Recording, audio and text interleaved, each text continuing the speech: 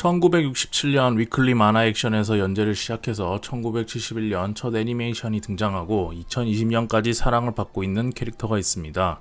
바로 루팡 3세입니다. 일본 망가는 북미 그래픽 노블과 좀 달리 캐릭터의 중심의 만화보단 작가가 중심이 되는 작품들이 많습니다. 그래서 원작자가 그리거나 참여를 반드시 하는 경우가 많고, 또 그 작가가 운명을 달리하거나 더 이상 그릴 수 없는 서사에 치닫게 되는 경우에는 아무리 좋은 캐릭터라도 사라지거나 그 작품에 갇히는 경우가 많은데요.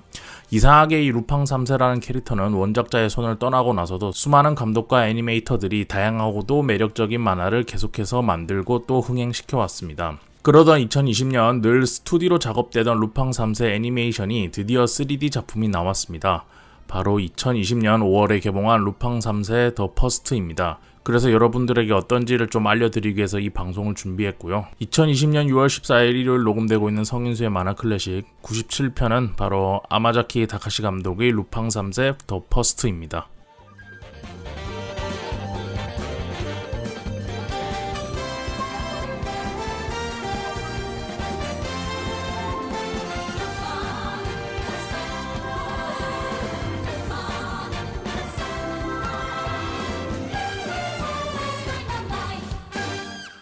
안녕하세요 청취자 여러분, 성인수의 만화 클래식 진행자 성인수입니다.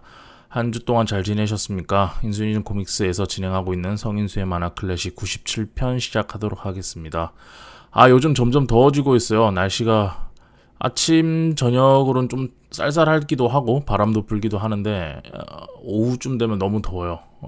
온도가 너무 올라가서 밖에 나가기 싫고, 또 일교차가 너무 심해서 이럴 땐 좀 잘 씻고 잘 먹고 이러는 게 중요한 것 같아요. 땀 흘리고 이러면 바로바로 씻거나 이렇게 해주는 게 제일 좋은 것 같고, 왜냐하면 요새는 감기나 이렇게 몸살 같은 거 걸리면 코로나19 때문에 오해받기 쉽잖아요. 괜히 이상한 오해, 이상한 검진 이런 것들 다 받아야 될 수도 있고, 그렇기 때문에 여러분 요새는 몸 관리 철저히 하시고 손발 깨끗이 씻고 이러셨으면 좋겠습니다. 지난주에도 한번 말씀드린 것 같은데 합정동에서 있는 이제 어떤 전시를 하나 시작했거든요. 이번 주에는 그것을 준비한다고 진짜 고생을 했는데, 어제 이제 전시 오픈도 하고 또 사람들도 많이 오셔서 잘 정리됐고, 다음 주 주말까지 전시를 하고 있습니다. 제가 아크 A씨라는 곳에서, 합정동에 위치한 곳입니다. 아크 A씨라는 곳에서 이제 학생들을 가르치고 있어요. 홀로서는 만화 수업이라는 수업을 하고 있는데, 그 1기 수업이 얼마 전에 끝났습니다. 그래서 그 1기 수업에서 만들었던 작품들을 가지고 전시를 하는 시간을 가지게 되었고, 그 전시를 지금 합정도에서 진행을 하고 있어요. 그래서 혹시나 관심 있으신 분들은 한번 다음 주 일요일까지 진행하니까요. 이번 주 말고 다음 주 일요일까지 진행하니까 관심 있으신 분들은 한번 오셔서 보고 가시면 좋을 것 같습니다. 자, 오늘 날씨도 덥고 또 저 녹음 후에 또 다른 일정이 있어요. 빨래방을 가야 됩니다. 요새는 빨래방 가는 게 좀 재밌어요. 왜냐면 빨래를 돌릴 때 빨래방 가면 이제 세탁을 한번 하고 건조를 한번 하잖아요. 그런데 제가 평소에 만화책 읽을 시간이 거의 없어서, 만화책 정말 읽을 시간이 없을 정도로 제가 바쁘거든요. 그래서 만화책을 집중해서 읽을 시간이 없는데, 이 빨래방에 가면 만화책을 집중해서 읽을 수 있어요. 세탁할 때 한 권, 건조 돌릴 때 한 권, 이렇게 해서 딱 읽고 나오면 정말 깔끔하게 진짜 만화를 감상했다 이런 기분으로 갔다 올 수 있거든요. 그리고 저희 집 앞에는 빨래방이 이게 좀 잘 돼 있어요. 그래서 앉아서 책 읽고 이렇게 하기 좋게 돼 있기 때문에 가는 편인데, 이번 녹음을 끝내고 편집하고 나서도 거기 가서 이제 책을 읽을 생각입니다. 여러분도 혹시 주변에 빨래방이 있고 거기 가셔야 되면 가실 때 만화책들 한두 권씩 들고 가서 읽으면 참 좋을 것 같아요. 전 해보니까 괜찮더라고요. 자, 그래서 오늘 녹음은 빨리빨리 진행하도록 하겠습니다. 곧바로 광고 듣고 와서 오늘 본 내용인 루팡 3세 더 퍼스트 이야기를 해보도록 하죠. 만화 클래식을 제작하고 있는 인수인전 코믹스에서는 독립 만화 온라인 플랫폼 사이드비를 운영하고 있습니다. 황별이, 임나운, 불키드, 한타스, 쾅 코믹스 등 총 50권에 달하는 작품들이 여러분을 기다리고 있고, 앞으로도 계속 입고가 될 예정입니다.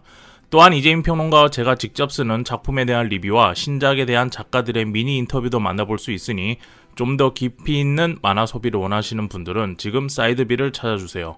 운영자인 제가 직접 포장해서 배송을 하고 있고, 네이버 페이를 통해 손쉽게 소장이 가능하십니다. 지금 바로 검색창에 sideB.kr을 검색해주세요. 만화 클래식 청취자 여러분들의 많은 이용을 부탁드리겠습니다.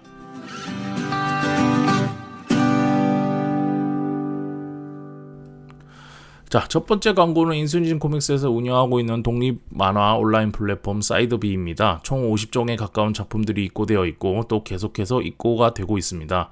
한국에서 홀로 열심히 만화를 만들고 있는 작가님들의 좋은 작품을 만나고 싶으신 분들은 사이드비로 접속하셔서 사이드비.kr 검색하시면 됩니다. 구경도 하시고 또 구입도 해주세요.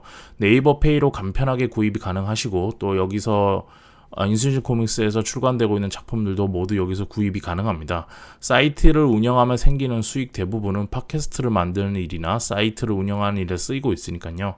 여러분들께서 평소에 만화 클래식을 사랑해 주시는 만큼 많이 들어주시는 청취자분들이 여기서 책을 구입해 주시면 또 그 비용을 가지고 제가 많은 분들을 섭외해서 인터뷰를 진행을 할 수가 있습니다. 좋은 책도 보고 만화 클래식에 후원도 하고 일석이조라고 전 생각하는데 좋겠죠. 다들 지금 사이드비.kr, sidb.kr로 접속하셔서 한국의 독립 만화들을 만나보시기 바랍니다. 자, 두 번째 광고는 인코에서 기획하고 있는 홍콩범 초단편 만화 온라인 전시회입니다. 지금 홍콩에서는 시민들이 원하지 않는 방향으로 향해 가는 것들을 넘어서 그 이상의 통제와 납득하기 어려운 일들이 일어나고 있죠. 그런 일 때문에 홍콩의 사람들도 전 세계를 향해서 도와달라는 메시지를 보냈었고 또 지금도 여전히 보내고 있습니다. 그래서 전 세계에서 활동하고 있는 한국의 만화가들을 모아서 홍콩을 주제로 온라인 전시를 열었습니다. 구글에서 홍콩봄 검색하시면 곧바로 들어가실 수 있고요. 가보시면 17개의 단편 만화들을 감상하실 수 있고 또 방명록에 글을 남길 수 있으니까요. 관심 있으신 분들은 한번 들어가셔서 감상해 보시면 좋을 것 같아요. 전시는 6월 25일까지 진행되고 있습니다. 검색창에 홍콩봄 치시면 됩니다. 자, 세 번째 광고는 아크 A씨에서 제가 진행하고 있는 홀로 서는 만화 수업과 이재민 평론가님이 진행하고 계시는 읽고 쓰는 만화 수업이 얼마 전 1기 수업이 끝났습니다. 그래서 앞전에 말씀드린 것처럼 그 아크 A씨 1층에서 1층 갤러리에서 전시를 하고 있는데요. 이것과 맞물려서 7월부터는 2기 수업이 함께 들어갑니다. 그래서 그 수업이 어떤 식으로 진행되는지 또 만화에 대한 어떤 기초에 대해서 알려드리는지를 소개해드리는 원데이 워크숍을 준비했어요. 6월 20일 토요일 합정동에 위치한 아크 AC 3층에서 있을 예정입니다. 이번 원데이 워크숍의 참가비는 10,000원이고요. 총 15분 정도 모이시고 있는데 방송이 나가는 이 시점에도 아마 신청자를 받고 있을 겁니다. 제가 알기로는 총 한 3자리 정도 남은 걸로 알고 있어요. 신청 방법은 저희 성인수의 만화 클래식을 진행하고 있는 인수인진 코믹스의 공식 인스타 계정이죠. INNCOKR로 들어오시면 프로필에 신청 링크를 제가 올려놨어요. 거기를 통해서 들어가시면 곧바로 신청이 가능하니까요. 이번 주 토요일입니다. 돌아오는 토요일요. 관심 있으신 분들은 많이 오셔서 신청하셔서 많이 오셔서 저랑 얘기도 나누시고 그리고 관심 있으신 분들은 그 후에 수업도 한번 2기 수업도 참여해 보시면 좋을 것 같습니다. 원래 제가 하고 있는 일들이 너무 많아서 한 광고가 한 5가지 정도 되는데 그래서 한 2가지 정도 더 알려드릴 내용들이 있었어요. 그런데 광고가 5개씩이나 앞에 끼워버리면 그것도 자체 광고죠. 자체 광고가 5개씩이나 연이어서 말하는 건 좀 아닌 것 같아서 제가 우선 한 3가지 정도로만 소개를 드렸고요. 그리고 나머지는 제가 들으신 분들이 안 힘들도록 중간중간 잘 끼워 넣던지 마지막에 넌지시 말씀을 드리던지 아니면 말하지 않던지 이렇게 하도록 하겠습니다. 자, 오늘의 본 내용인 그러면 루팡 3사의 더 퍼스트에 대한 이야기를 한번 해보도록 하시죠.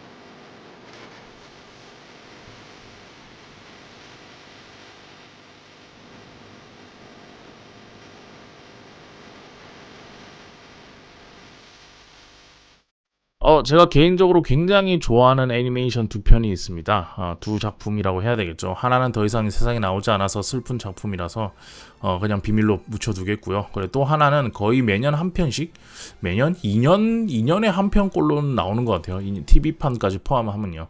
매년 한 편씩 나와서 즐거운 작품이 있는데 그게 바로 루팡 3세 시리즈입니다. 90년대에 제가 처음 발견했을 때부터 지금까지 어떻게 해서든 구해서 보려고 노력을 하고 있고 한국에 안 나온 작품들 같은 경우는 어쩔 수 없지만 나머지들은 어떻게든 다 보고 있어요. 그런 작품이 바로 이 루팡 3세 시리즈인데요. 오늘은 그 얘기들을 한번 해보도록 하겠습니다. 솔직히 루팡 3세 만화나 애니메이션에 나오는 캐릭터들이 지금 이 시대에 어울리는 캐릭터들은 아니에요. 그리고 이 시대의 조리로 볼 때 굉장히 낡은 구조, 낡은 구식의 그런 캐릭터들인 건 분명히 맞거든요. 그리고 그들이 하는 행동이 결국 도둑질이잖아요. 이러나 저러나 결국 도둑질인데 도둑질이라는 것과 또 대사나 하는 행동들을 보면 요즘이랑 많이 안 맞아요. 저는 보면서 그런 생각 많이 들거든요. 요즘 힙한 느낌은 절대 아니다. 그런 생각이 드는데 앞전에 설명드렸던 것처럼 루팡은 앞서 설명드린 것처럼 이러나 저러나 결국 도둑이고 그리고 그의 파트너인 지겐 다이스케는 결국에는 총을 잘 쏘는 도둑이고 참철검을 쓰는 고해몽도 마치 돌을 닦는 칼잡이인 것처럼 자기는 행세하고 말은 하지만 그거는 본인이 그렇게 되고 싶은 자아인 거고 현실은 결국 도둑이죠. 도둑을 돕고 있는 도둑이죠. 그리고 처음에는 저는 투니버스라는 곳에서 이제 루팡을 봐서 산드라라는 이름으로 알게 된 여도둑 후지코도 결국엔 도둑이죠.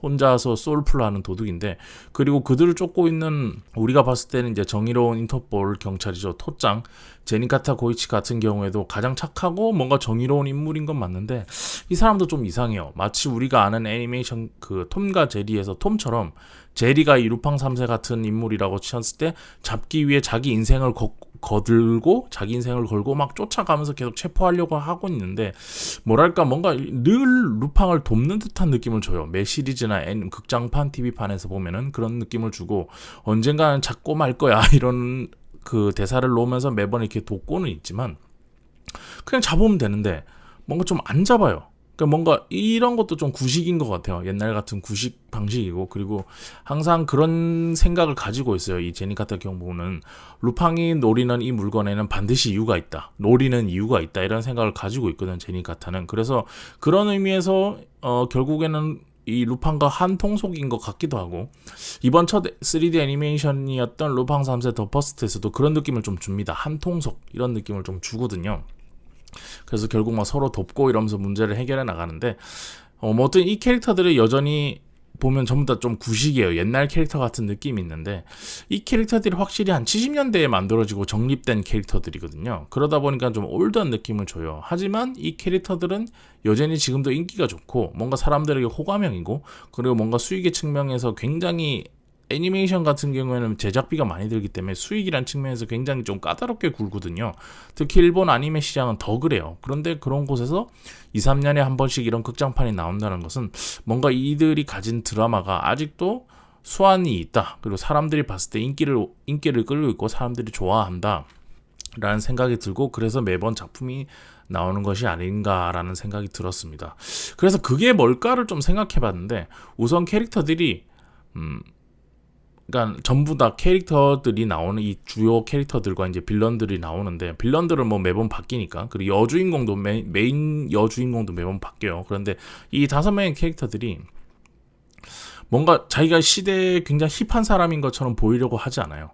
뭔가 세련돼 보이려고 하지 않는다는 점에서 사람들에게 좀 호감이 있는 것 같아요.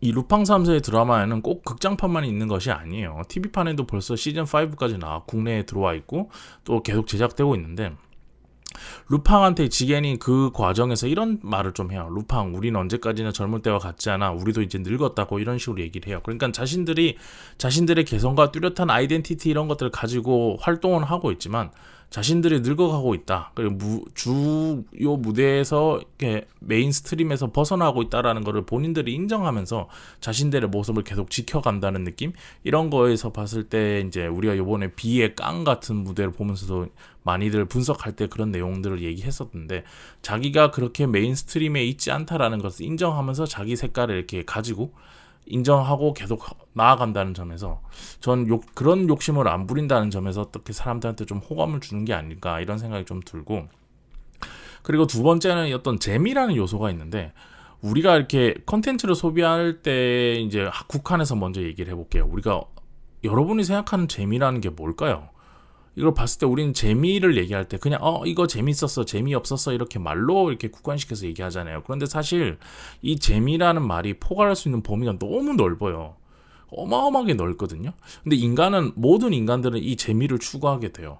그래서 자기가 어떤 행위를 하는 데서 재미를 느끼게 되면 거기서 이제 부수적으로 어떤 자신의 삶의 행복 이런 거랑도 연결되는데, 이게 좀 안 좋게 보면 이 재미라는 것이 우리가 사람을 괴롭히는 거, 그리고 어떤 생명을 괴롭히는 거, 이런 것들도 이런 포괄적인 재미의 한 부분일 수도 있거든요. 나쁜 짓 하는 것도 일종의 재미죠. 그런 의미에서. 근데 남들과 차별하고 갈등을 만들고 그 갈등에서 승리를 쟁취하고 이런 스릴을 즐기는 것도 어떻게 보면 재미라는 그 집합 안에 속해 있는 내용들인데, 근데 잘 아시겠지만 앞에 제가 지금 이렇게 말씀드린 내용들은 우리가 현실에서는 지향해서는 안 되는 그런 재미들이잖아요. 그렇잖아요. 현실에서 사람들과 이렇게 차별을 하거나, 요새도 미국에서도 그런 일들이 많이 일어나고 있고 홍콩에서도 그런 것 때문에 시위가 많이 일어나고 있는데, 우리가 현실적으로 구현해서는 안 된다고 배우고 현실적으로 구현해서도 안 되고 그런 영역들이긴 하지만 어쨌든 본질적으로는 재미에 속하는 부분들이 분명히 있는 거예요. 이런 식으로. 그런데 그런 의미에서 모두 다 우리가 이런 재미들을 구현하면 안 돼, 이런 것들을 이런 행동을 하면 안 돼라는 재미들이 있고, 저도 그거에 대해서 동의를 해요. 하지만 사람들의 마음의 한켠엔 모두 다의 정도의 차이는 있겠지만 이런 것들을 하고 싶은, 뭔가 남을 괴롭히고 싶고 남이 괴롭힘을 당하는 모습, 남들이 힘겨워하는 모습, 그런 것들을 지켜보고 싶어하는 그런 재미에 대한 마음, 감정, 이런 것들이 다들 존재를 하는데, 이런 것들을 어떤 방식으로든 해소를 시켜야 된다는 거죠. 우리가 스포츠를 볼 때, 국가대항전 스포츠를 볼 때 전쟁처럼 몰입을 하잖아요.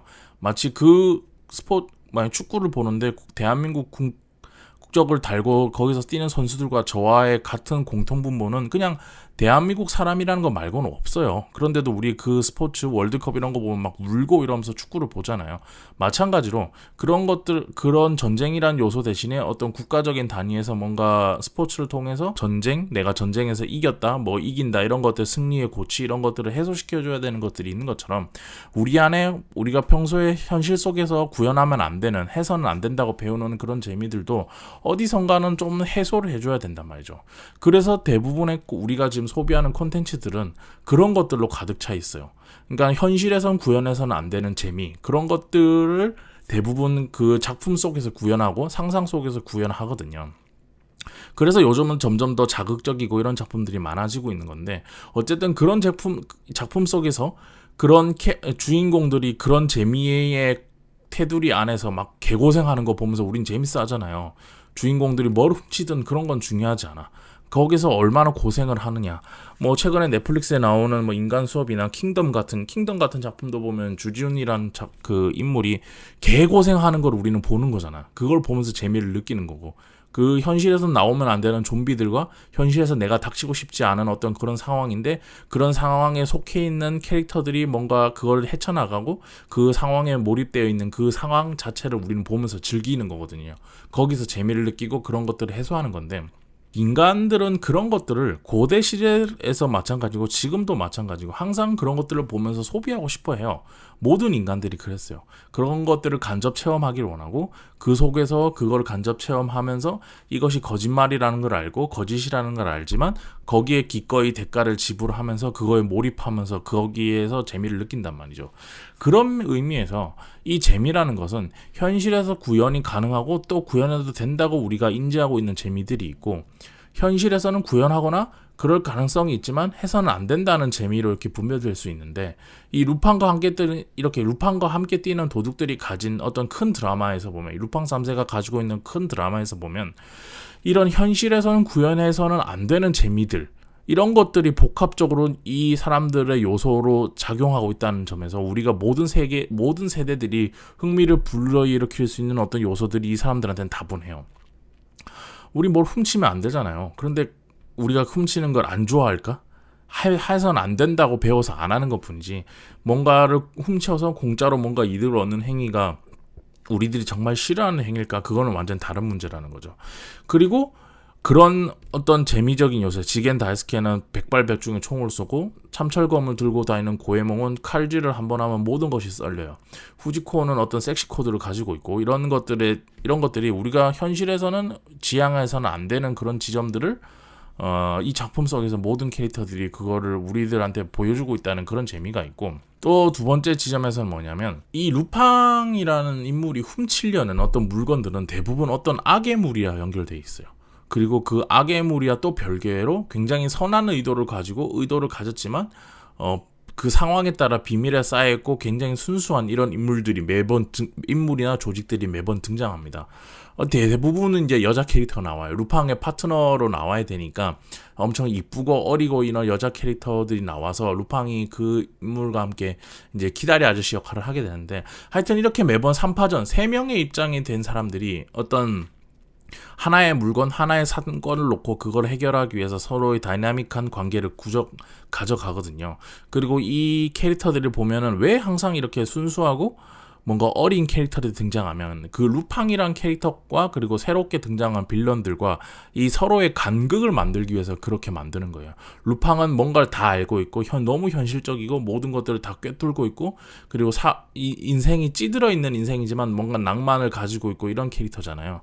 근데 마찬가지로 여기 나오는 여자 캐릭터들은 대부분 순수하고 목표의식이 뚜렷하고, 그리고 그 목표의식이 굉장히 순수해요. 그런 캐릭터들이 그리고 과거에 이 물건과 뭔가 연관이 있고 그런 캐릭터들이 등장을 해서 루팡과 완전히 대조를 이루고, 또 어떤 빌런들은 나쁜 일을 꾸미기 위해서 이 물건이 필요한데 그것들이 또 이 두 명의 여자 주인공과 루팡과 또 새로운 대조를 이루는 거죠. 그리고 그들 중에서도 이 악당들과 여자 주인공은 어떤 목표의식이 같기 때문에 어떤 그런 거에서 동질감을 느껴서 같이 움직이는 경우도 있고, 마찬가지로 루팡과 이 여자 주인공들은 이 물건은 이 좋은 데 쓰였으면 하는, 그리고 서로의 뭐 과거의 어떤 이야기들이라든지 이런 것들이 얽혀있는 이런 방정식들이 있어서 이 세 팀들이 어떤 다이나믹한 관계를 이루면서 어떤 이 복잡해진 방정식 이런 것들로 어떤 재미 이런 것들을 주거든요. 근데 이게 왜 안 어렵냐? 보는 사람들이 독자들, 만화책이었으면 몽키펀치가 그렸던 루팡의 만화책을 보는 사람들이나 아니면 우리가 보는 이런 극장판이나 TV판에서 이런 방정식들이 그래도 안 어렵게 정리되는 이유는 우리는 알고 있기 때문이에요. 매번 루팡이 결국 이길 거고, 이 루팡은 이 물건을 통해서 뭔가를 알게 되고, 그리고 이걸 도덕적인 방향으로 해결을 할 거다.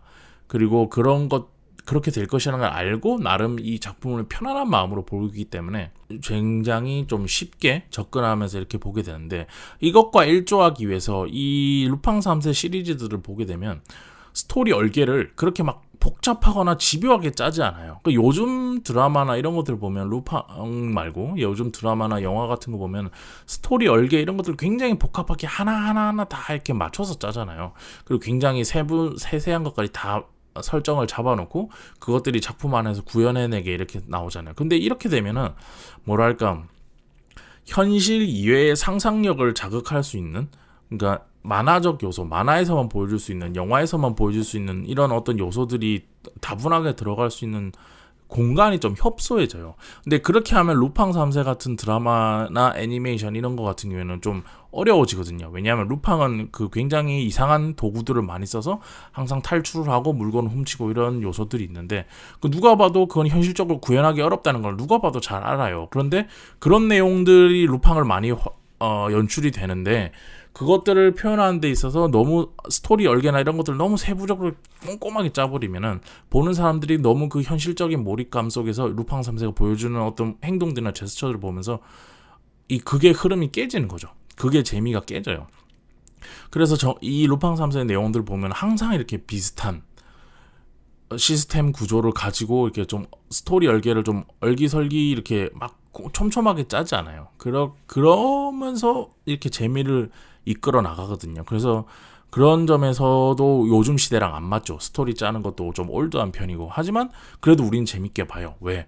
어차피 어떤 내용인지 알고 어떤 식으로 흘러갈지 대충 알고 결국엔 루팡이 승리할 거라는 것도 우린 다 알고 있으니까. 그래서 그러면 이렇게 앞에 말씀드렸던 어떤 그런 재미라는 요소, 루팡이라는 이 집단들이 가지고 루팡, 지겐, 고에몽, 후지코, 그리고 토짱, 그냥 토짱이라 할게요. 토짱이 가지고 있는 어떤 요소들이 어떤 재미 요소를 가지고 있고 그 위에 이 캐릭터들 가지고 어떤 스토리, 얼마만큼의 얼개를 까진 스토리를 가지고 그 위에 루팡이라는 궤도가 도둑이 어떤 환상적인 모습을 보여줄까.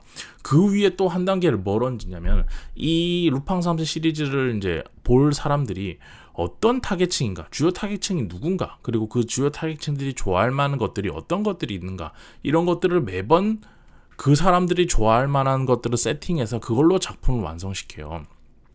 그러면 이 주요 타겟층인 사람들이 좋아할 만한 내용이 뭘까? 이제 그거에 대해서 좀 설명을 드려야 되는데, 제가 이 사람들이 좋아할 만한 내용이 뭔지를 좀 정리한 내용이 있어요. 그거에 대해서 좀 설명을 한번 읽어 드릴게요. 아픔으로 목표의식은 뚜렷하지만 세상 물정 모르는 여자 주인공인 등장. 알고 보니 루팡과 단기 목표물이 같아서 얽히고 설키다가 처음엔 루팡을 싫어하지만 서서히 루팡의 오묘한 매력과 친근감으로 그 여자 주인공의 키다리 아저씨 역할을 루팡이 하게 된다. 다 이번 편에 어울리는 어떤 빌런이 또 등장하고 그 사이 지겐, 고에몽, 후지코, 제니가타 순으로 차례대로 상황마다 등장하여 극에 재미를 주고 필요한 단서를 제공한다.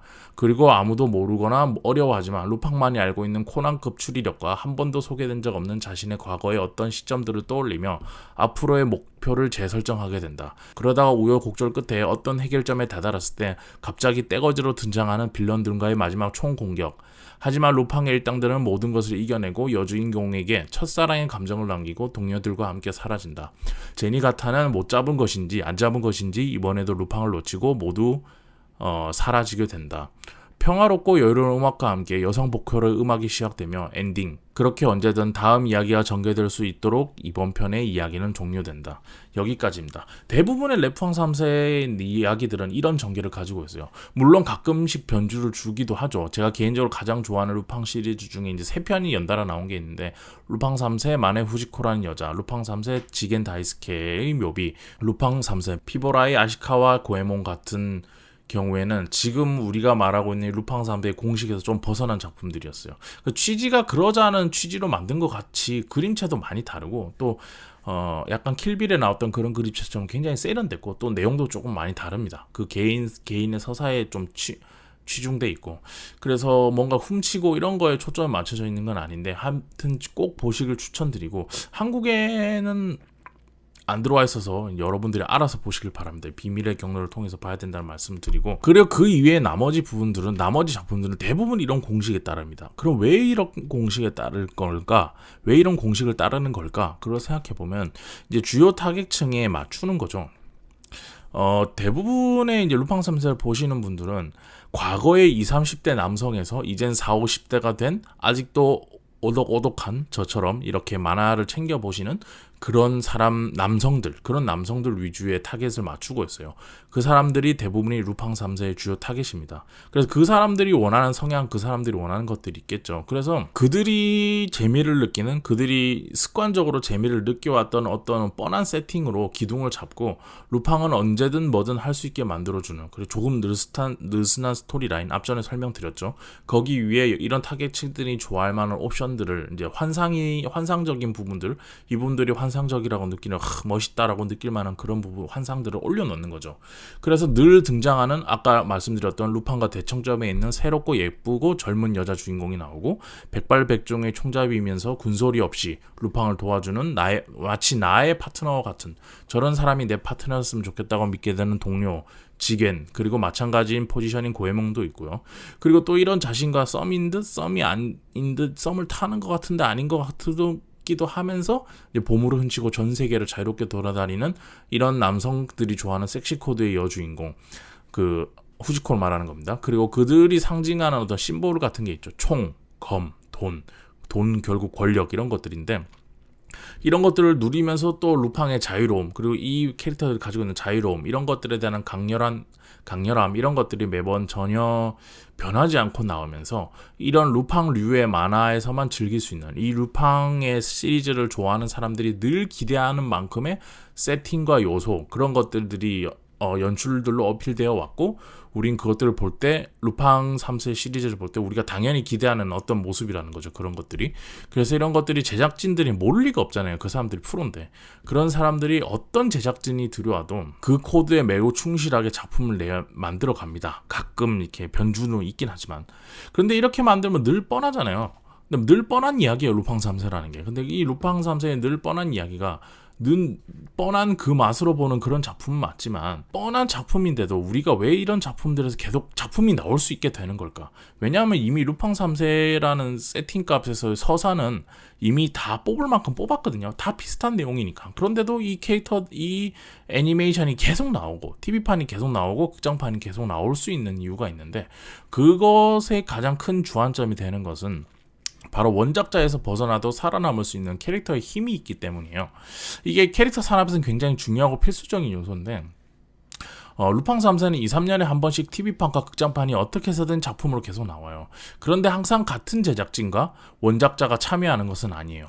일본의 경우에는 이게 일본에서는 만화 시장으로 볼 때는 굉장히 특이한 케이스인데, 예를 들어서 우리가 소비하는 마블이나 DC의 그래픽 노블 같은 경우에는 이런 원작자 그리고 작가 중심으로 그리는 게 아니고 캐릭터 중심으로 만화를 그려요. 그래서 스파이더맨이나 아이언맨, 배트맨, 슈퍼맨 같은 이런 캐릭터들이 수년간 다양한 이야기들을 독자들에게 선사를 했지만, 그걸 그린 사람, 프로듀싱 했던 사람이 또 한 사람, 그리고 스토리 작가, 이런 모든 사람들까지 모두 다른 사람들이 작업을 해요. 그러니까 언제든 새로운 작가, 새로운 프로듀서, 새로운 컬러 아티스트, 새로운 표지 아티스트, 새로운 스토리 작가, 이런 사람들 끼워 넣어도 항상 그 캐릭터를 중심에 두고 작품을 만든다는 거죠. 그래서 이런 것들이 항상 독자들한테 캐릭터로 먼저 어필을 하는 거예요. 작가로 어필을 하는 게 아니고 캐릭터로 어필을 하는 거기 때문에 이 캐릭터가 살아서 지금 몇십 년 동안 캐릭터가 살아올 수 있는 거죠. 미국 같은 경우에는. 이게 가능한 이유가 일단 그림체를 좀 많이 통일시켜요. 그러니까 미국의 빅미 그래픽 노블 같으면 대부분 그림체가 대동소이합니다. 그것도 어려운 거예요. 그것도 그것만의 통일성을 갖추는 어려움이라는 게 있는 건데, 표지 같은 경우는 좀 다를 수 있겠지만 내부 본문 같은 경우는 대부분 그림체가 비슷하고, 마치 뭐 같은 프로덕션에서 그렸나, 한 사람이 그렸냐 이럴 정도로 어떤 비슷한 그림체를 가지고 가는데, 그런 통일성 있는 그 한 집단에서 마블이면 마블, DC면 DC에서 추구하는 그림체가 너무 비슷하기 때문에 이렇게 만들 수가 있는 겁니다. 어떻게 누가 와서 배트맨을 그려도 이거는 독자들이 봤을 때 이 캐릭터의 몰입도에서 안 벗어나는 거죠. 그렇기 때문에 그걸 계속 만들 수 있는 거예요. 그러니까 독자들은 어떤 일이 생기느냐면, 독자들은 작가를 기억하는 게 아니고 이 캐릭터를 먼저 기억하게 되죠.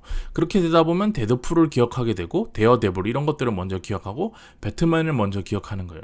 그래서 독자와 캐릭터의 교감이라는 점을 이용해서 그걸 전면에 놔두고 그 캐릭터를 활용해서 몇십 년 동안 작품을 계속 만드는 거예요. 누가 그리던지요. 그렇게 되면 그 캐릭터가 가지는 친밀도와 인기 이런 것들이 무형의 자산처럼 계속 쌓이거든요. 그렇게 쌓이면 그것이 나중에 어떤 다른 방식으로도 수익으로도 연결되는 거죠. 큰 역할을 합니다. 그래서 아무래도 새로운 캐릭터의 이야기와 배트맨의 신작이 나왔다 이러면 사람들은 새로운 이야기를 보지 않죠. 배트맨의 신작을 사요, 대부분. 왜? 배트맨 나한테 친숙하고 이미 배트맨의 드라마는 내가 다 알고 있고, 그 속에서 이 배트맨이 어떤, 이번엔 조커, 다른 악당들과 어떤 걸 구현해낼까, 그거에 대해서 관심을 가지는 것처럼. 이처럼 미국의 만화 산업이라는 거는 그런 관점에서 처음부터 접근을 했기 때문에 캐릭터 중심으로 수익을 발생하는 구조고, 그것이 큰 수익을 가져다 주고 마블 시네마틱 스튜디오에도 그런 것들이, 요소들이 성공할 수 있다는 걸 이미 보여줬죠. 하지만 조금 일본 같은 경우에는 조금 달라요. 일본 뭐 게임에는 슈퍼마리오 같은 캐릭터가 있고, 젤다의 전설 같은 것도 있죠. 그리고 팬시 쪽에는 헬로키티가 있는데, 이 망가라는 지점에서는 그 원작자가 자기 뭐 어떻게 보면 장인정신 같은 걸 수도 있겠는데, 자기 안에서 그 캐릭터에 대한 서사를 다 끝내버려요. 한 작품 안에. 이 캐릭터의 서사가 다음으로도 이어나갈 수 있다라는 어떤 여지를 두지 않고 그 캐릭터에 대한 서사를 그 한 작품에서 끝내는 경우가 굉장히 많거든요. 그런 점에서 좀 저는 아쉬움이 있는데, 하지만 그래서 그런지 그것만의 또 매력은 있죠. 그 작가의 그 작품. 뭐 슬램덩크 같은 작품도 마찬가지죠. 슬램덩크 우리가 기억할 때 우리가 시즌 2 다음 슬램덩크 2를 모두 다 기대하고 기다리고 있지만 다케이코 이노우에가 그리지 않은 슬램덩크 2를 기대하는 사람은 없죠. 하지만 만약에 이 슬램덩크라는 소재가 미국에 있었고 미국에서 만약에 그렇게 히트를 쳤다. 그러면 미국의 그런 그래픽 노블 그림체였다. 그러면은 그 사람들은 분명 그거 가지고 슬램덩크 2편을 벌써 만들었을 거예요. 이것이 일본 요새는 좀 많이 달라지고 있지만 포켓몬스터라는 것도 생기고 일본 만화 산업도 뭐 그 캐릭터가 가지고 있는 서사를 그 원작자가 다 끝내버리지 않는 경우들도 많이 등장하고 있지만 어쨌든 일본과 미국 같은 경우는 산업적인 측면에서 그 바라보는 시각이 좀 많이 다르다는 거죠. 그런 점이 있어서 그 캐릭터가 그 작품 안에 묶여요. 그래서 그 작품이 끝나버리면 못 쓰는 경우들이 많은데 이 루팡 3세 같은 경우는 좀 독특한 케이스예요. 앞으로 루팡 3세는 계속해서도 이런 애니메이션과 TV판, 극장판, 그리고 또 만화책도 나올 수 있는 거죠. 그리고 이 내용들은 여전히 모험, 활극 속에서 피어나는 낭만, 그리고 그 속에서 재미 이런 것들을 추구하고 있기 때문에 이런 캐릭터들이 그리고 매번 스토리가 나오면 앞전에 말씀드렸던 그런 구조를 띄어요. 이 내용 안에서 옴니버스식으로 이야기를 끝나고 모든 스토리에 대해서 전개에 있어서 모든 내용들을 클리어해주고 다음에 또다시 어디서 어떻게 이 루팡을 가지고 이야기를 시작해도 관계없는 이야기를 시작해도 되는 것처럼 이야기 깔끔하게 마무리해주고 끝내주거든요. 모든 극장판들이. 그런 점에서 사람들한테 이 캐릭터 친근감 있는 루팡이란 캐릭터를 가지고 앞으로도 계속 시리즈를 만들어 나갈 수 있는 어떤 요소들을 남겨준다는 점에서 저는 그 부분에 대해서 굉장히 좀 크게 점수를 주고 싶고 그리고 그런 면에서 루팡 3세를 좋아하는 제 입장에서는 매번 기대를 하는 거죠. 이 작품이 이렇게 해서 좋은 거다. 이 작품이 좋아서 이렇게 좋은 것 같다라고 저는 매번 기대를 하고 좋아하는데 이런 점에서 그런 시리즈의 어느 한 변주로서 이제 이번에 3D가 제작돼서 나온 거예요. 루팡 3세는. 그동안 2D로만 계속 이런 활극을 만들다가 루팡 3세 더 퍼스트라는 작품이 올 5월 달에 한국에서 개봉을 했어요. 그래서 앞으로 루팡 3세는 계속 이렇게 이야기가 나올 거라서 저는 계속 지켜볼 거고 재밌게 볼 것 같은데 이번 이 작품 같은 경우는 3D 작품이긴 한데 이것이 우리가 기존에 예전에 3D 작품으로 이렇게 애니메이션을 만들 때 원래 원작이 2D인 경우에는 우리가 이런 걸 카툰 렌더라고 많이 했거든요. 카툰 렌더 방식으로 작품을 마지막에 많이 만드는데 전 이번 같은 경우는 이게 카툰 렌더는 아닌 것 같아요. 카툰 렌더는 아니라는 의심이 좀 있고 그냥 3D 작품에서의 그 모델링과 매핑 이런 것들을 굉장히 잘해서 그 3D 느낌이 잘 나게 그 3D 느낌이 2D 느낌처럼 느껴지도 굉장히 잘 만들어진 그런 느낌을 받았거든요. 그래서 이건 제가 이 애니메이션 쪽 업계를 떠나온 지가 굉장히 오래됐기 때문에 용어나 이런 것들에 대해서 잘 모르겠지만 어쨌든 지금 와서 봤을 때는 이게 카툰 렌더는 아닌 것 같다. 어쨌든 그래서 이질감이 거의 느껴지지 않고 그냥 2D 같은 느낌을 내려고 엄청 고생한 게 아니고 그냥 3D로 만들어진 루팡 이야기야. 그걸 보여줄게라는 생각으로 만든 것 같아서 전 굉장히 그 점에서는 굉장히 좋은 점수를 주고 싶고 그리고 내용도 기존에 앞전에 설명드렸던 것처럼 그 내용 안에서 전혀 빠져나가지 않아요. 좋았어요. 그래서 잠시 쉬고 와서 이제 루팡 3세 더 퍼스트에 대한 그 작품 자체에 대한 이야기를 좀 해보도록 하겠습니다.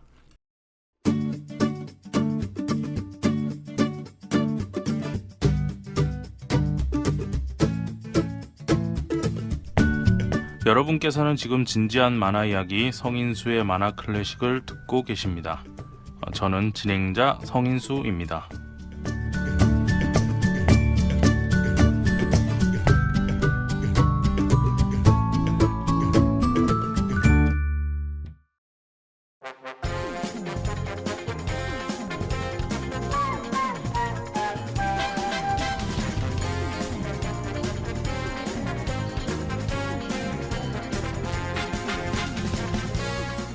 자, 루팡 3세 더 퍼스트 국내엔 2020년 5월 21일 개봉했습니다. 개봉하고 일주일 정도 지나고 나니까 역시 뭐 언제나 있었던 것처럼 소리 소문 없이 극장에서 사라졌고요. 그리고 며칠 있으니까 제가 일하는 IPTV 회사의 작품이 벌써 들어와 있더라고요. 그래서 저는 극장에서도 보고 또 IPTV로도 재밌게 봤습니다. 여러 번 봤어요. 근데 진짜 극장에 하는 곳이 몇 군데 없었어요. 처음에는 몇 군데 좀 하는 것처럼 하더니 나중엔 거의 없어서 집 제일 가까운 곳이 이제 서울의 강변 CGV 거기서 한다고 해서 그쪽으로 가서 봤고 그리고 요새 코로나 때문에 이제 극장에 사람이 거의 없거든요. 그래서 좀 편하기도 했지만 좀 묘한 느낌을 보면서 거기서 넓은 데서 거의 혼자처럼 보고 왔고 IPTV로 또 한 두어 번 더 봤어요. 볼 때마다 뭐 재밌더라고요. 그냥 그 루팡에게 우리가 기대하는 그 내용 그대로 잘 나와 있기 때문에. 자, 그래서 이 감독은 누구냐? 야마자키 타카시라는 감독이었는데, 과거에 우리가 이 사람이 한 작품 중에 알만한 작품은 이제 영화 기생수 파트 1, 파트 2라는 작품을 만들었어요. 저는 개인적으로 일본에서 만화 원작인 작품 중에서 이 기생수 파트 1, 파트 2가 굉장히 영화로서 잘 옮겨졌다고 생각해요. 그러니까 만화가 가지고 있는 원작의 느낌이 있으면 영화로 만들 때는 그것과 완전히 또 다르게 만들어야 되거든요. 이거는 영화의 문법에 맞춰서 그 내용을 가지고 왔지만 영화의 문법에 맞춰서 영화의 재미를 추구하면서 작품을 만들어야 되는데, 그런 점에서 전 기생수 파트 1, 2가 굉장히 잘 만들어진 작품이라고 생각을 했어요. 뭐 강철의 연금술사 이런 거에 비해서. 그래서 이번에 이 작품의 감독인지는 보고 나서 알았는데, 그래서 그래도 알고 만드는구나, 이 사람 그래도 잘 만드는 사람이었구나라는 생각이 들었습니다. 그래서 이게 어떤 내용인지 이거에 대해서 좀 설명을 드릴게요. 세상의 운명을 바꿀 비밀이 담겨있는 고고학자 브레송의 다이어리. 어느 날 다이어리가 전시된 브레송 회고 전에 루팡 3세의 예고장이 날아들고, 다이어리를 노리는 비밀 조직 역시 고고학도인 여주인공 레티시아를 이용해 이 물건을 가로채려고 하는데, 과연 루팡 3세는 브레송 다이어리를 손에 넣고 그 안에 숨겨진 비밀을 풀 수 있을까? 라는 소개글이 뜨는 그런 작품입니다. 늘 말씀드렸지만 제가 내용을 스포를 하지 않기 때문에. 근데 앞서 설명드린 것처럼 결국엔 비밀을 풀고 적들과의 일전을 다 버리고 루팡은 성공합니다. 언제나 그랬던 것처럼. 그리고 레티시아한테 첫사랑의 느낌을 남기고 떠나죠. 언제나 그랬던 것처럼 똑같은 내용이에요. 그리고 곡장에서 관객 동원 수 고작 1만 명인 것에 비해서 네이버에 찾아보니까 네이버에 이제 제작 노트라고 해서 그 내용이 좀 풍성하게 나와 있더라고요. 그래서 이건 좀 전달해 버릴 필요가 있겠다, 전달해 드릴 내용, 필요가 있는 내용이다라고 생각돼서 좀 읽어 드릴게요. 그러니까 처음에 들어올 때는 좀 준비를 하고 들어온 것 같아요. 그런데 이제 아무래도 코로나 전국이고 한국에서 애니메이션이라는 게 그렇게 극장에서 사람들이 많이 보진 않으니까요. 몽키펀치 원작 동명 만화인 주인공으로 전설의 도둑 아르생 루팡의 후손임을 자처하는 궤도와 그 일당의 신나는 모험을 담아 화제를 불러일으킨 루팡 3세. 지난 1967년 위클리 만화 액션의 첫 연재를 시작한 후 TV 애니메이션은 물론 OVA, 극장판 애니메이션, 실사 영화로까지 제작되며 53년간 사랑받고 있는 인기 애니메이션 캐릭터이다. 불후의 명작이라 불리는 루팡 3세 칼리오스트로 성의 마법 같은 모험 이야기로 전 세계를 사로잡은 스튜디오 지브리오의 미야자키 하야오 감독의 첫 장편 애니메이션 연출작이자 그가 뽑은 자신의 베스트 애니메이션을 손꼽히는 작품 뿐만 아니라 지브리 스튜디오의 공동 설립자이자 빨강머리 앤 다카타 이사오는 TV 애니메이션 루팡 3세 파트 1 1971년 작품을 연출했었고, 최초의 탑승형 거대 로봇으로 화제를 모았던 마징가 Z의 시라토 타케시 역시 네 번째 극장판 루팡 3세 죽어라 노스트라다무스의 감독을 맡기도 했다. 이렇듯 내노라는 일본 애니메이션 거장들이 거쳐간 루팡 3세가 탄생 53주년을 기념해서 최초의 3D 극장판 루팡 3세 더 퍼스트로 국내에 개봉을 했고 팬들을 설레게 하고 있다.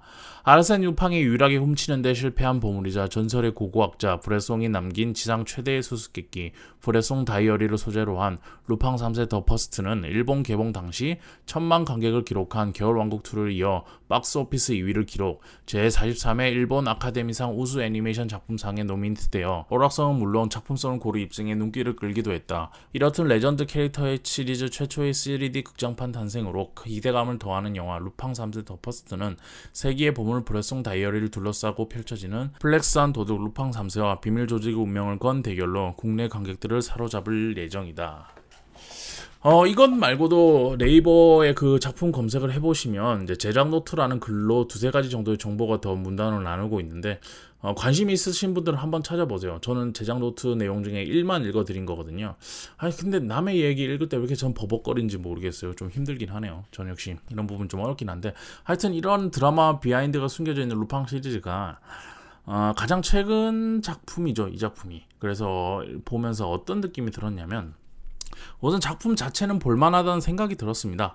그래서 앞으로도 저는 항상 루팡 작품이 나오면 볼 생각이고, 루팡에게 우리가 가지고 있는 기대치가 있고 그 이상을 뛰어넘는 작품들도 가끔 있지만 그거보다 못한 경우는 잘 없어요. 그냥 그렇구나, 그냥 루팡 내용이다, 루팡이 이런 내용이다, 이렇게 얘기를 할 수 있는데, 앞전에 설명드린 그런 기존에 우리가 루팡 3세를 사랑하는 사람들이 보기에 좋은 요소들을, 기대했던 요소들은 그대로 다 들어가 있어요. 그래서 보시면서 흐뭇하게 보실 수 있는데, 제가 한 한 가지 아쉬웠던 점은 이 3D로 처음 만들어졌다 보니까 캐릭터 모델링 측면에서 좀 아쉬움이 있었고, 또 애니메틱, 그러니까 키값이라고 하죠. 키값을 잡는 과정에서 좀 아쉬움이 있긴 했어요. 연출도 마찬가지고. 뭐 예를 들어서 캐릭터들의 모델링 경우에는 뭐 호불호가 있을 수 있는 부분이니까 뭐 사람들마다 다를 수 있는데, 저 같은 경우에 루팡의 옷이 왜 가죽 재질로 표현이 되었는가, 이런 것들에 좀 의문이 들고, 그리고 만약에 가죽 재질이었다면 그동안 봤던 모든 애니메이션에 나왔던 루팡의 그 빨간 코트 옷은 뭔가 잘못 표현된 것인가, 이런 것들에서 좀 느낌이 있었고, 뭐 근데 그거는 뭐 모델링은 근데 좀 뭐랄까 지겐 다이스키의 눈이 나오는 건 좀 그랬어요. 그러니까 원래 지겐 다이스케라는 캐릭터가 눈이 안 나오거든요. 어쩌다 한 번씩 눈이 한 번씩 나와요. 한쪽 눈만 나와요. 양쪽 눈 잘 안 나와. 근데 이번 작품에는 어쩔 수 없었죠. 3D 애니메이션이니까 눈을 모델링 했어야 됐고, 눈이 그 위치에 있어야 돼.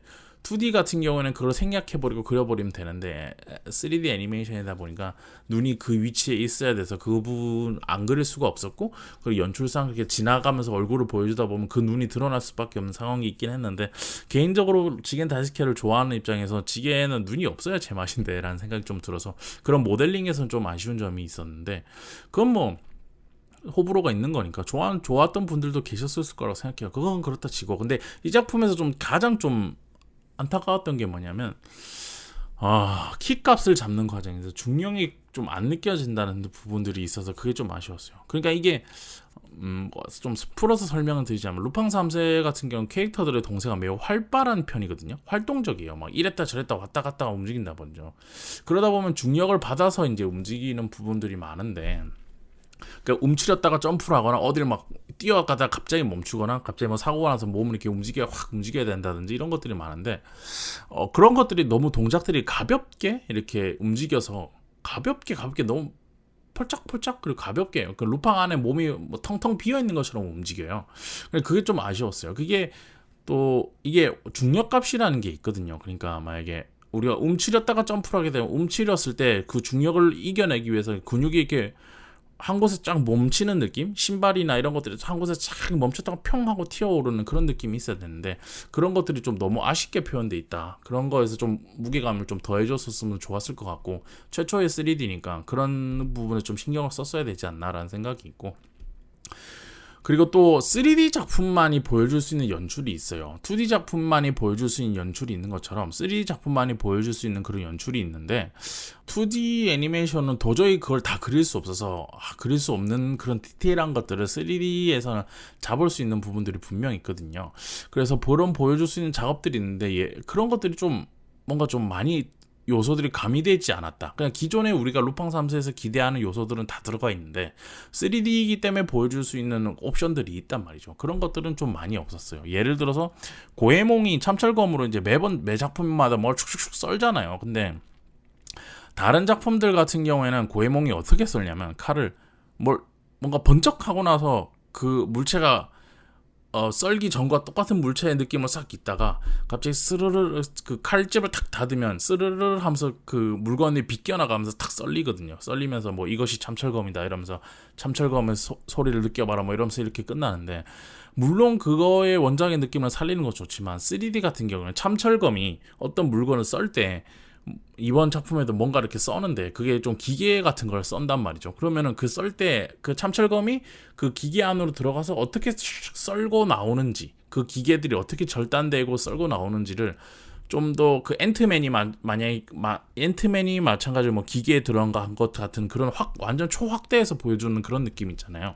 그런 것들이 느낌 안에 들어가서 싹싹 썰면서, 그런 것들이 오브제들이 모델링 해놓은 것들이 썰리면서 밖으로 샥 나오는 그걸 슬로우로 보여주고 밖에는 엄청 빠르게 또 샥 나와서 그 기계가 예전에 보여준 것처럼 천천히 썰려 나오는 탁 이런 것들을 보여준다든지, 그거는 이제 2D로 구현하기 너무 어려운 거거든요. 품이 많이 드니까. 그런데 3D에서는 가능하단 말이지. 그런 것들이 3D만이 보여줄 수 있는 요소라고 저는 생각을 하거든요. 좀 더 디테일한 것들이, 그런 것들이 썰려 나가는 느낌. 총을 쏘는 것도 마찬가지예요. 그런 것들에 있어서 뭔가 수작업에서 어렵지만 3D에서는 보여줄 수 있는 이런 것들이 왜 안 들어갔을까?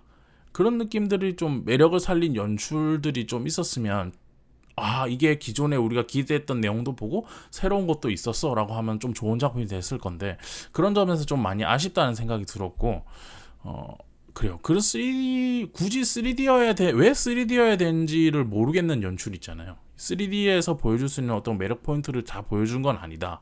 그냥 2D 작품으로 해도 되는데 그걸 3D로 바꿨어 라는 느낌이 드는 그런 연출이었다라는 점에서 그 점에서는 좀 아쉬웠어요.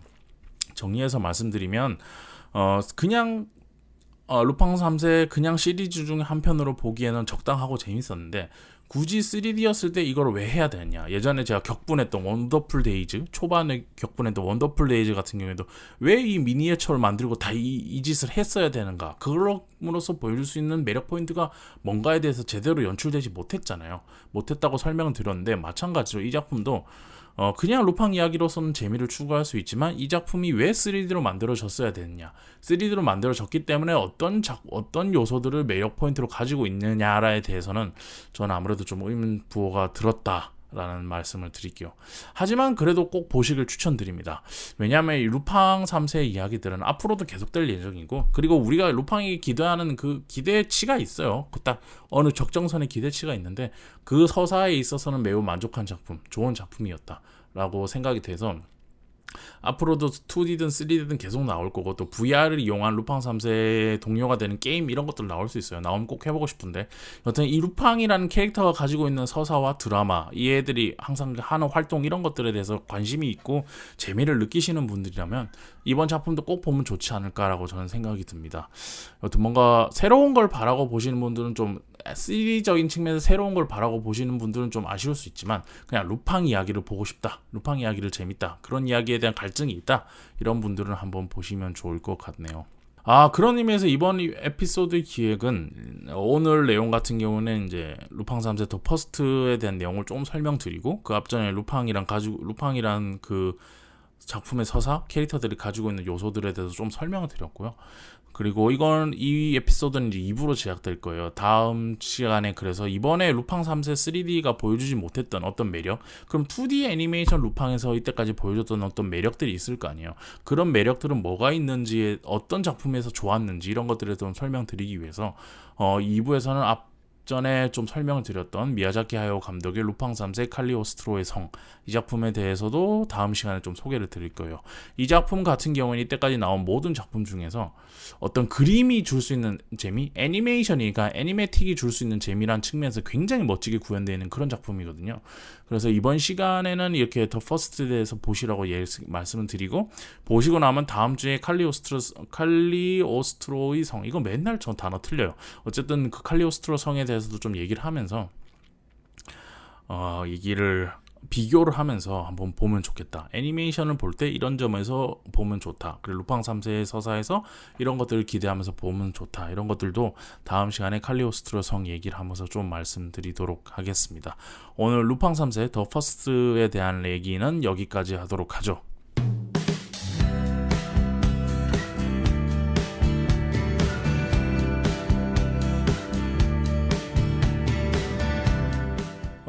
녹음을 하는 사이에 오늘은 다행히 집에 있는 고양이들이 많이 방해를 안 해서 그런대로 괜찮게 빨리 녹음을 할 수 있었어요. 원래는 녹음할 때 한 1시간 반 걸리거든요. 중간중간에 집에 고양이들이 저를 막 불러 세워요. 왜냐하면 집에 고양이들이 제가 말을 하면 자기도 말을 합니다. 모든 고양이들이 그래요. 그래서 제가 막 말을 하고 있으면 옆에서 말을 하고 이런다고 소리가 들리고 그랬을 텐데, 오늘은 다행히 애들이 자고 있는 틈을 타서 제가 방송을 하는 거라서 괜찮게 잘 녹음을 할 수 있었고요. 이번 주에도 전 전시를 하고 다음 주쯤부터는 이제 100회 준비를 해야 돼요. 만화 클래식이 어느덧 100회가 되었습니다.